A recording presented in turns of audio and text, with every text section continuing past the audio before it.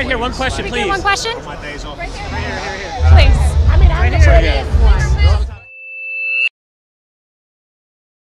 So this sort of thing is the kind of thing I think that we should have been paying a lot more attention to in years earlier. Genetics, what can it mean? And it also allows people in colleges, professors in colleges, to do things like, I don't know, redefine the biological reality of gender and pretend it doesn't exist. This has long-term ramifications that I don't think we're thinking through. And most people sort of in our world are like, it's crazy, but it'll go away. It won't go away. If your children grow up learning that there's no actual distinction between men and women, what does that mean long-term? The hips on the drag. A drag diva duo known as the Shear Sisters will be reading to the kids on June 19th as part of the library celebrating LGBT Pride Month. Library story time for little kids, not exactly where you'd expect to find controversy, but a plan to have drag queens tell stories at a Cherry Hill library has people talking. This one is called Worm Loves Worm. Talking, singing, and reading. We can both be grooms. To an audience of preschoolers, toddlers, and their caregivers. Well, story time at the Millennium Library today was led by drag queens.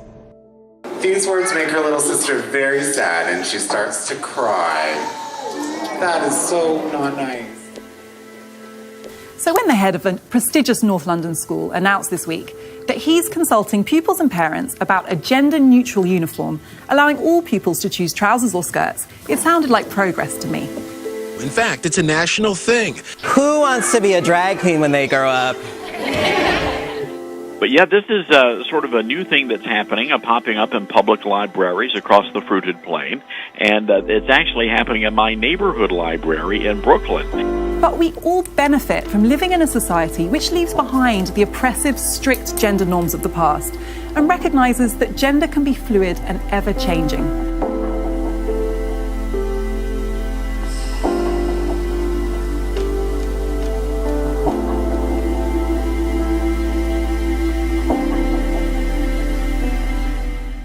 Of your argument is that we should all be a bit relaxed about gender and accept that now in this day and age your identified gender does not necessarily match your physical characteristics.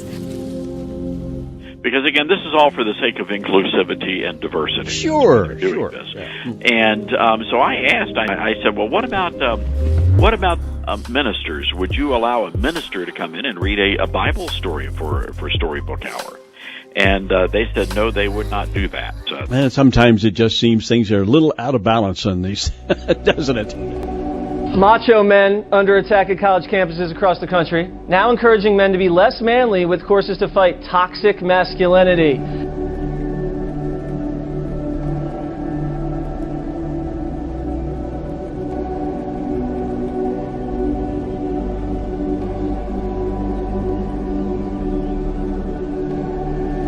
Well, on a day meant to honor our fallen heroes, one website, Vox.com, instead was smearing our Marines as fraternity members with a toxic masculinity problem.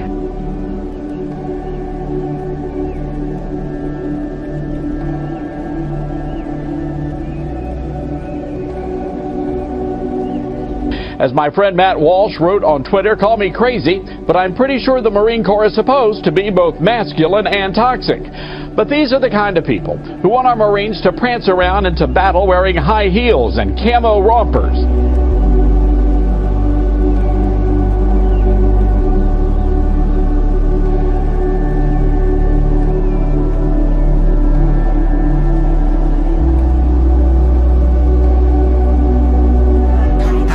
It's 5:26. You're taking a live look at Boise from the Red Lion Hotel.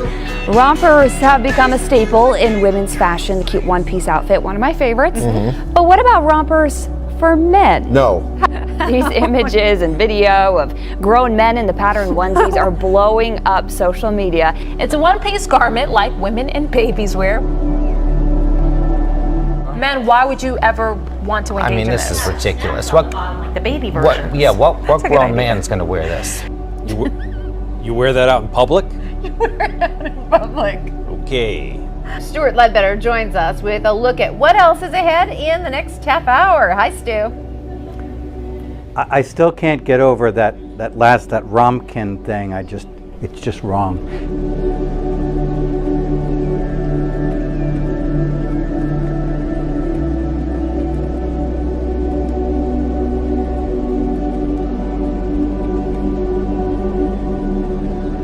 And I got a friend with a daughter at an American university, a daughter who's rooming with another woman who has a...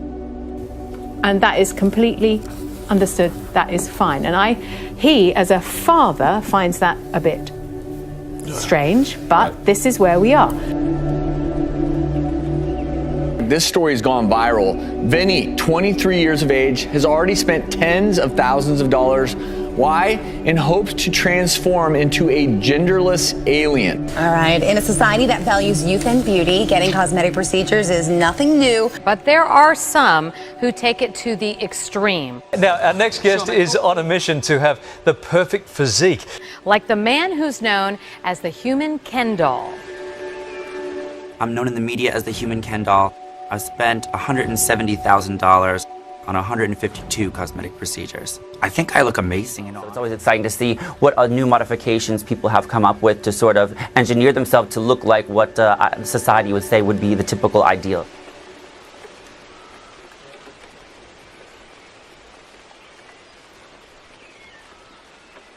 You look very different, so we have to ask why you've done it.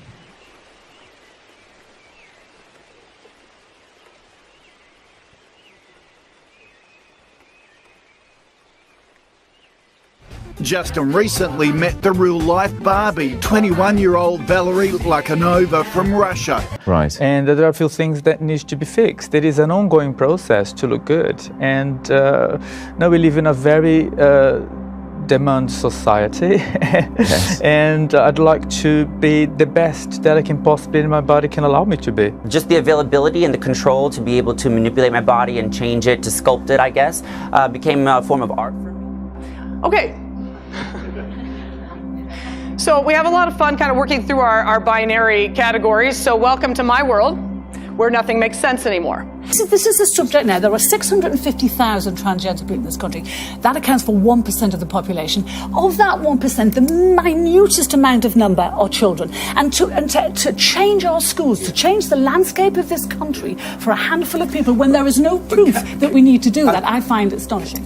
And people are using this as an identifier. As much as you might call yourself a man or a woman, kids are saying, I'm agender. Let kids develop, let them, leave them to their own devices and let them be what they need to be. I think this is terrifying. I think it's dangerous because we could be pushing kids into a gender corridor where they're told it doesn't matter whether you're a man or woman, it doesn't matter what you are. Before I bring the rest of you in. The other thing that's kind of fun about this field is it is the most deconstructionist thing I've ever run into.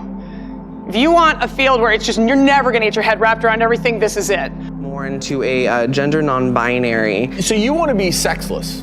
Yeah, I looked into removing my genitals completely with different doctors, like a sexual on assignment. People are curious. People want to know what's going on. When somebody is assigned male, and that's the way the lingo works in my world, you are assigned a sex at birth. When you're assigned male at birth, but you grow up, and this is not what we're thinking of as male.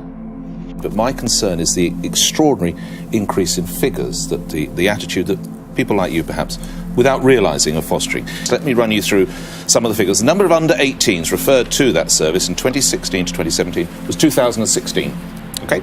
The number of under 18s referred in 2009-2010 was 97. Now, although I'm quite good at maths, I haven't got Diane Abbott here with me to work out what percentage that is, but that's quite an uptick.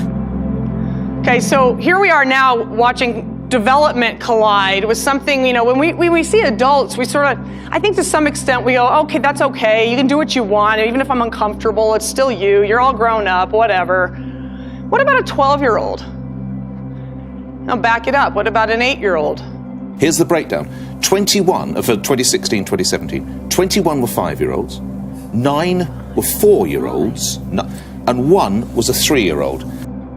I'm going to keep backing it up. I have children as young as 3 that come into my office with their families, where the family question is, Junior here is saying that they are a gender that I don't think of them as. What should I do? 3.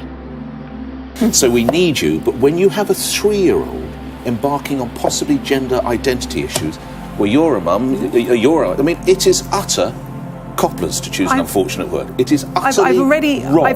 This is different. You go through gender assignment, reassignment. I mean, removing your Adam's apple, feminizing your face, or making it more masculine, removing breasts, adding breasts, genitalia. But when you get into removing nipples and belly buttons, that's sort of and trying to remove any genitalia at all. It's such a this is different. That's the part of the reason why you'll see my topic area here says gender /evolution, because for me this is, are we talking about evolution? Are we talking about a revolution? What is this? 97 to 2000. Is that because it wasn't acceptable to be referred, and it is now? Or is it because actually somehow we've put another phenomena into society and said, yeah, this is okay? Yeah. But this is like brain-busting material for a lot of us, because this is not how we understand the world, and so it is a huge shift. Remember, sex is usually between your legs. Gender is between your ears, right? Amen. It's rooted in the brain. Yes, thank you. But the brain is also very, very complex, and we have to see what is this really about. And now we know that we can actually do what's called gene drive. But if you're messing with bacteria, if you're messing with rapidly reproducing microorganisms or even insects and so on, why, you could totally alter evolution now. And do it in one generation. In one generation, or certainly in a matter of weeks to months or years, depending on if you release it into nature. And completely destroy natural processes and food chains and other things as well. Some call this directed evolution.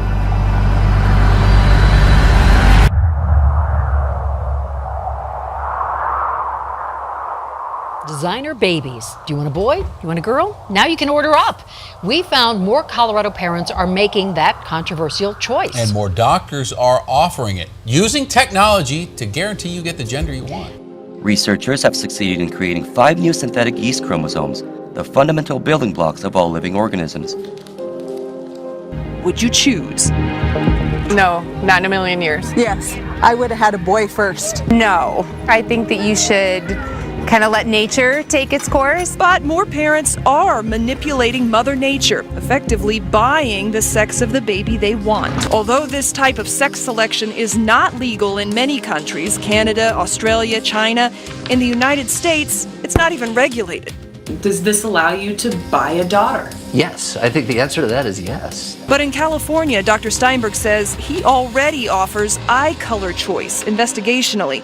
We see gender selection as the very, very base of the science behind genetic selectivity, genetic screening, genetic purification. That makes a lot of people wonder if choosing a boy or a girl is a slippery slope. I don't know if we should be making decisions that maybe we weren't meant to make.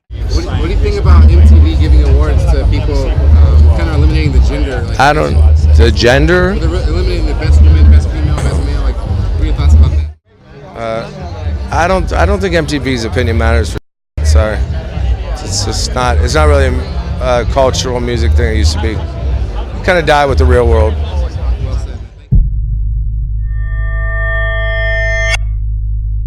I started interning at MTV in 1997 through 98. And this was in I think about 1998 actually is when I had my major first experience. As a television producer who was Dave Chappelle's stand-in, which means I did his rehearsals season 1 and 2 of Chappelle's show. I saw what happened to Dave. Dave used to give me advice all the time. And one of the key things he told me was, no matter how much money they offer you, and he said they, as he pointed to my chest, he said, never forget who you are or where you come from. So for me and the fellas around me, it was all fun, but we did not know that we were a part of a system. And my vice president would always tell me, he would always pull me out from the bunch and say, D. Brad, look at the big picture. I thought the big picture was Black America. I had no idea that the big picture was being a part of this system. Whatever has happened in urban America as far as the perception on television and film, I was basically the fly on the wall. That's why this brother is so correct. There you go, was so correct when he says we are at war. And I know it's somewhat difficult to believe that a war can be anything other than physical, but it is. And him and Charlie Murphy would tell me the same things all the time. And then I got it. This is a war. But once you reach a certain level within that weapon of mass destruction, you have to give something up. I reached a certain level in that station. So it reached a certain point where now it's time for them to introduce me to the inner workings of this monster that's created. And so I literally lived the devil taking me to the mountain and saying, you can either go to the left, you can have all of this. And I was there. Because you say the cover of Forbes, how to cheat death, and you think we're going to live interesting. Technique is called gene editing. We got Time. We got National Geographic. Think this through. I mean, this is going to completely alter the world that we live in. They're just kind of playing around, but this stuff has consequences long term for sure.